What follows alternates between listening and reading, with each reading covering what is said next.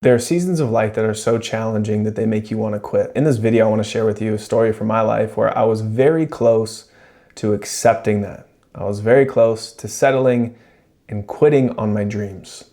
And the year was 2018. I had just graduated from school. I moved to Scottsdale, Arizona to start building my business. And life was handing me L after L after L. I think I was getting smacked in the face by the real world, as they call it. I had this idea that I was gonna graduate from school, build this business, and it was going to be very successful. And I don't think I thought it would be overnight, but it was clear that my expectation versus the reality were not lining up. You know, I was working out of this small personal training studio that I ended up having to leave to do my own thing fully, which was ultimately the plan. But I had a couple of clients, I wasn't making that much money. I had very, very, very little money in the bank account, where each month was a challenge just to make rent and buy food. I felt like I was doing everything that I could, but the pace and the momentum wasn't picking up as much as it needed to sustain my life. And it was a far cry from what my dream was. And a typical day at that time looked like I'd wake up early in the morning, I would train a client or two,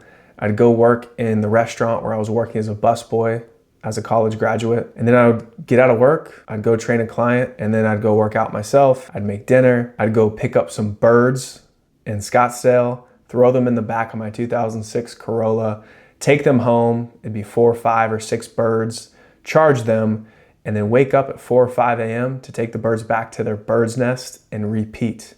I mean, I was working so hard.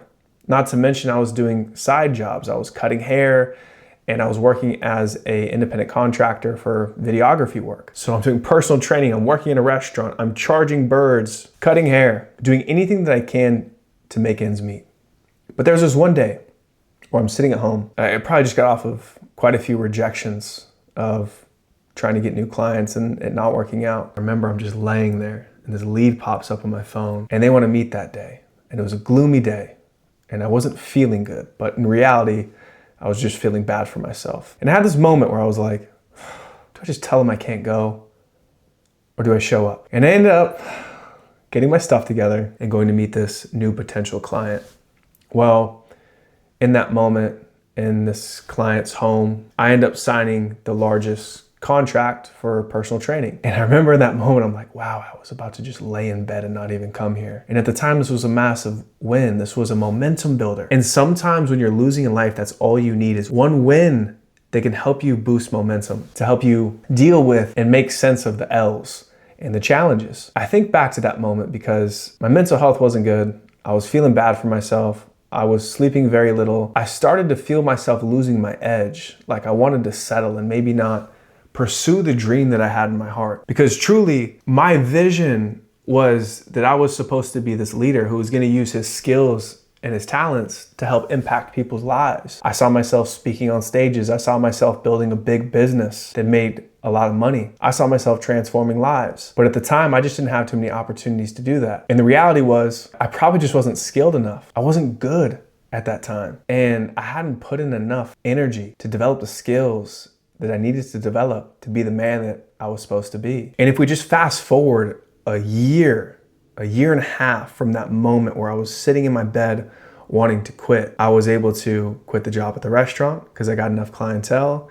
I was able to go from being a mobile personal trainer to opening up a studio in Scottsdale, Arizona. And I went from making basically no money to having my first year in business where I made 6 figures. It only came because I accepted the fact that I needed to get better. And that I knew I had a purpose so big. I knew that it was bigger than me. I think right now it's fitting for me to be sharing this story because I'm currently having the best year I've ever had in business. I'm having the best month I've ever had in business, and opportunities just seem to be flooding in my way. I'm working with the exact type of people who I want to work with. I'm working with leaders and I'm helping them transform and upgrade their physique so that they look better, feel better, and perform better. And this is all I've ever wanted. When I was younger, when I was in that position, laying in my bed, feeling bad for myself, I had a vision and I felt like I had a purpose for my life. In fact, I knew I had a purpose for my life, but time hadn't caught up yet. You see, if I would have quit in that moment, if I would have decided to settle, then I wouldn't be living my dream today. I wouldn't have the opportunity to help people transform their lives and to be a part of that. And every single day now, I wake up with so much purpose, so much energy, so much passion, it's almost ridiculous. The thought is that when you get busier or when you have more on your plate, that life gets harder and your energy gets more spread thin. What I found is that the more I step into my purpose, the more I trust the vision that God has given me, the more energy that I have. So yeah, I might work longer days sometimes, or yeah, I might have higher pressure opportunities, but it doesn't feel like that because I've been so aligned for so long that I'm just surrendered to the process. I know God's using me for a bigger purpose, and so I don't quit. The reason I share this story with you today is because I know some people struggle to have motivation. I know a lot of people feel like they are settling in life, whether it be in their fitness, in their career, in their relationships. They feel like what they want is not aligned with what they have. And what I'm here to tell you is that things can change for the better. And there's a couple things that I would encourage you to do if right now you want your future to look brighter and if right now you want more for your life. The first thing that I want you to do is write down your goals with clarity. See, the more I refined my vision for exactly what I wanted, and this was also not just me figuring this stuff out, it was life teaching me it, God giving me revelation, but also me investing into myself, working with coaches, mentors, and learning from people who are at higher levels than myself. I learned that those who had the most success typically had the most beautiful design for their life. They had mapped out their goals. They had a clear vision of how they wanted their body to look, how sharp they wanted their mind to be, and what type of things they wanted in their environment, what type of people they wanted in their environment.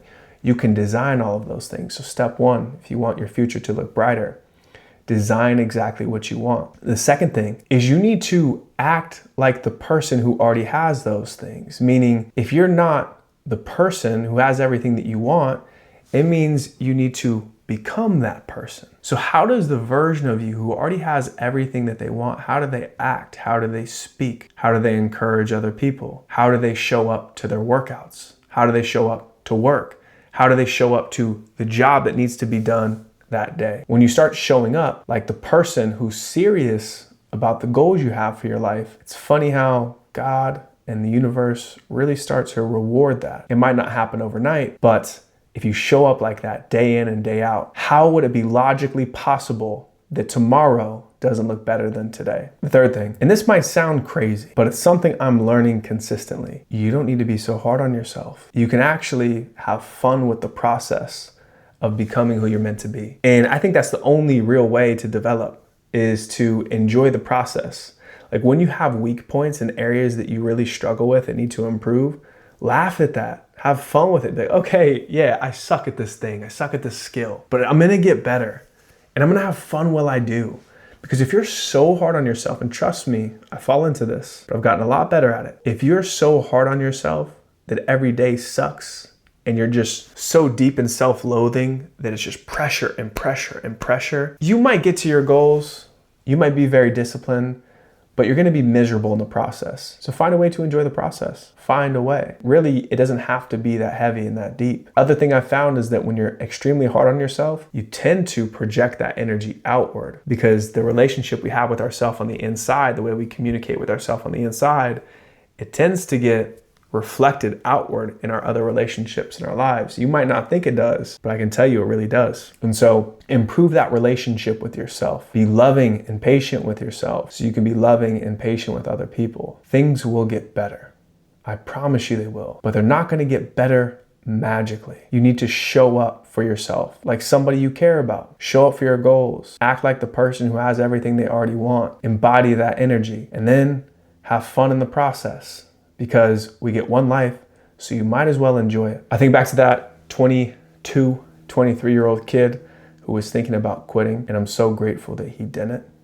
And as I look forward to the future, I'm more energized than ever before about how bright the future looks. We live in a world where if all you ingest is negative content and negativity, it will mess up your lens of how you view the world. The reality is your external environment is just a reflection of your internal state. So start to monitor what you're bringing into your system. Make sure it's positive. Make sure you're designing exactly what you want in the future. And if you can do that consistently, then you can have pretty much anything that you want. Now the question is, am I where I want to be now? Well, I'm very grateful for where I'm at. But one of the things I've come to accept is that you're always going to want more, and that's okay. It's okay. What if your desire for more is just the vision that God has given you for your life? What if He's giving you a glimpse into all that you could have and all that you could be if you were full of faith and you walked in that? And so I have a lot of peace knowing that even though there's so much more that I want, I can have all of that. And I don't live in angst at the fact that I don't have it yet. I live in excitement knowing that, hey, I get to show up another day and get better and improve, and I get to serve the people around me. So if you got some crazy idea to give up and to start settling, if right now you feel like you have been settling and you're not being all you can be, it's okay. The future is going to be a much brighter place, but you get to design it now in the present. You get to figure out what you want your future to look like, and then you get to show up every single day pursuing that. I love you. Have a great rest of your day, and I hope this video was helpful for you. If it was, comment down below, hit the like button, and I'll see you in the next one.